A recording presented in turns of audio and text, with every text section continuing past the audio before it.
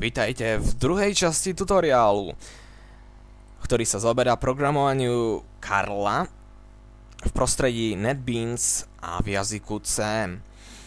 Tak, minule sme, ak si pamätáte, urobili funkciu turn-on, ktorá nám vlastne prečítala tento reťazec znakov s názvom map a zaradila hodnoty do poľa world. Ďalšiu funkciu, ktorú máme urobiť, je funkcia draw. Funkcia draw vykreslí toto dvojrozmerné pole, ktoré tu máme, ktorému sme priradili niektoré hodnoty. Čiže priradili sme mu buď 0 alebo minus jednotku.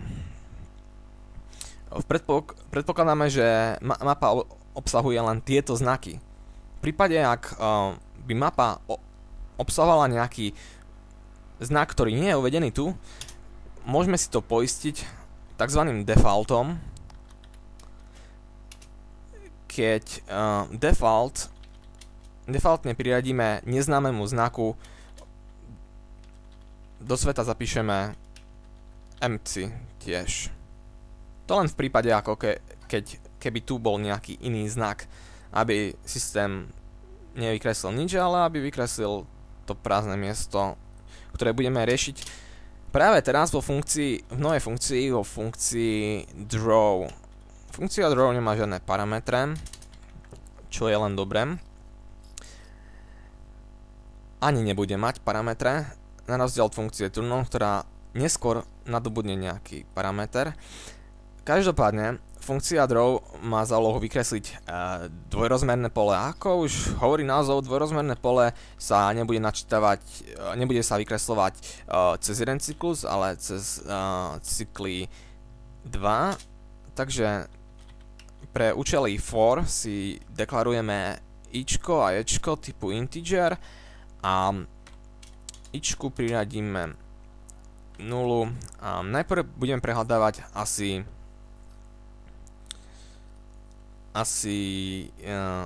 pôjdeme v poriadkoch a jednotlivo po stĺpcoch. Aby sme vedeli, kedy máme cyklus skončiť, priradíme týmto dvom premenným hodnoty, ktoré môžeme prakticky priradiť v funkcii turn-on, keď priradíme world height na hodnotu rows a hodnotu world width na hodnotu calls, ale keďže to je v poriadku, pretože na konci cyklu sa nám inkrementovalo ešte raz, čiže navyše, čiže calls sú v poriadku, ale keďže height začína od 0, budeme musieť pripočítať jednotku, aby sme mali dĺžku normálnych, teda aby to bolo logické, že dĺžka je číslo, ktoré začína od jednotky, nie od nulky. Tak a teraz v tomto cykle to môžeme využiť hneď,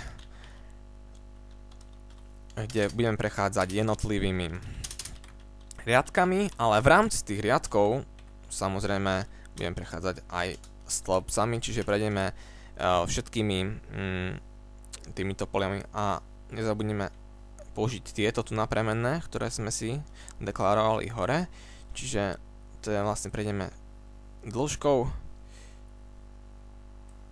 respektíve výškou a tu bude dĺžka.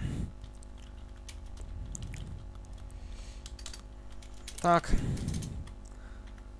teraz sme na jednotlivých, môžeme skenovať vlastne jednotlivé prvky v dvojrozmernom poli a taktiež použijeme switch, kde dáme vlastne tú aktuálnu pozíciu v poli, v ktorej sme, a v prípade, že sa tam nachádza empty, čiže my sme tu priraďovali empty k týmto znakom, hej. Tieto znaky reprezentovali empty a potom sme ich zapísali do sveta na pozície. Čiže ak je to empty, tak print f dáme medzeru. Respektíve môžeme tu dať aj bodku pre lepšiu orientáciu. A dáme to len na jeden riadok. Nezabudneme break. Case. Ak tu máme stenu, tak vykreslíme čo? Mriežku.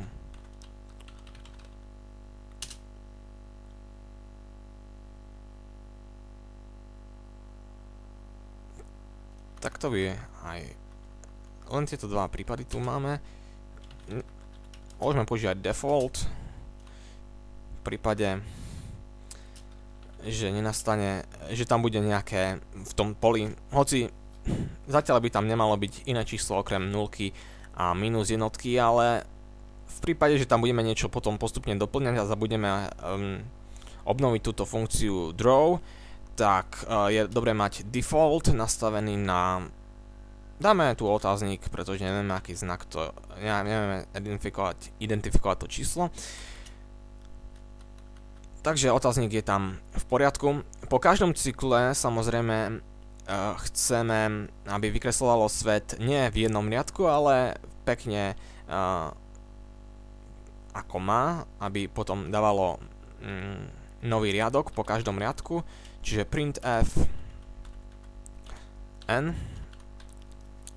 s opačným lomitkom, backslashom a táto funkcia zabezpečuje vykreslenie mapy Karolhovho sveta teda. Pozrieme sa, aké máme chyby. Takže zavoláme funkciu turn on a funkciu draw a spustíme si to.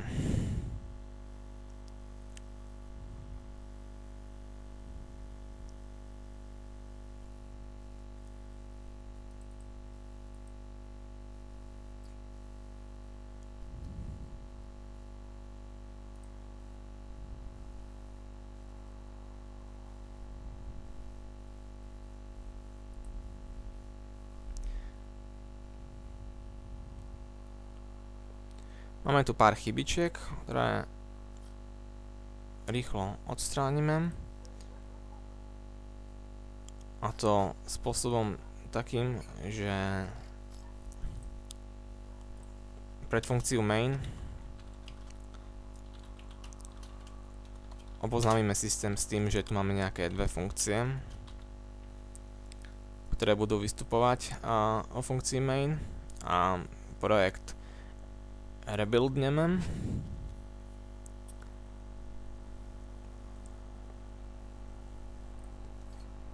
A vykreslil nám pekné pole Karlov svet.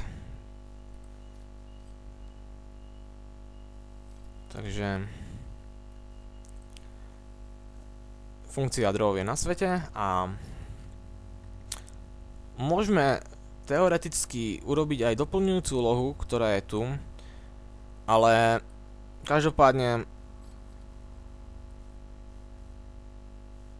čo budeme robiť sa dozvieme až v ďalšom tutoriáli, pretože čas pre tento tutoriál už vypršal. Takže uvidíme sa pri ďalšej časti tutoriálu.